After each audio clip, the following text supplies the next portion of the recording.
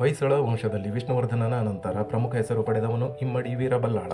ಇವನ ಕಾಲದಲ್ಲಿ ಹೊಯ್ಸಳ ಸಾಮ್ರಾಜ್ಯವು ದಕ್ಷಿಣ ಭಾರತದಲ್ಲೇ ಅತ್ಯಂತ ಬಲಿಷ್ಠವಾದ ರಾಜ್ಯವೆಂದು ಖ್ಯಾತಿ ಪಡೆದಿತ್ತು. ಕ್ರಿಸ್ತಶಕ 1150ರಲ್ಲಿ ಜನಿಸಿದ ಈ ರಾಜ ಪ್ರಾಯಕ್ಕೆ ಬರುವ ಹೊತ್ತಿಗಾಗಲೇ ತಂದೆಯ ಆಡಳಿತದ ವೈಖರಿಯಿಂದ ಬೇಸತ್ತು ಕ್ರಿಸ್ತಶಕ 1173ರಲ್ಲಿ ಕೊಂಗಾಲ್ವ ಮತ್ತು ಚಿಂಗಾಲ್ವರ ಬೆಂಬಲದೊಂದಿಗೆ ತನ್ನ ತಂದೆಯ ಮೇಲೆಯೇ ದಾಳಿ ಮಾಡಿ ತಂದೆಯನ್ನು ಪದಚ್ಯುತಗೊಳಿಸಿ ಸಿಂಹಾಸನವೇರಿದ. ಕ್ರಿಸ್ತಶಕ 1218ರಲ್ಲಿ ಪಾಂಡ್ಯರಿಂದ ಚೋಳರಿಗೆ ಕಿರುಕುಳವಾದಾಗ ಈತ ಚೋಳರಿಗೆ ಬೆಂಬಲ ನೀಡಿ ಚೋಳರ ಗೆಲುವಿಗೆ ಕಾರಣನಾದ ಫಲವಾಗಿ ಬಲ್ಲಾಳನನ್ನು ಚೋಳ ರಾಜ್ಯ ಪ್ರತಿಷ್ಠಾಚಾರ್ಯ ಎಂದು ಲಭ್ಯ ಶಾಸನಗಳು ಬಣ್ಣಿಸಿವೆ. ವೃದ್ಧಾಪ್ಯದಿಂದಾಗಿ ಕ್ರಿಸ್ತಶಕ 1220ರಲ್ಲಿ ಬಲ್ಲಾಳನು ತನ್ನ ಹಿರಿಯ ಮಗ ವೀರನರಸಿಂಹನಿಗೆ ಪಟ್ಟಾಭಿಷೇಕ ಮಾಡಿ ಮರಣ ಹೊಂದಿದನೆಂದು ಚನ್ನರಾಯಪಟ್ಟಣದ ಶಾಸನವು ಹೇಳುತ್ತದೆ.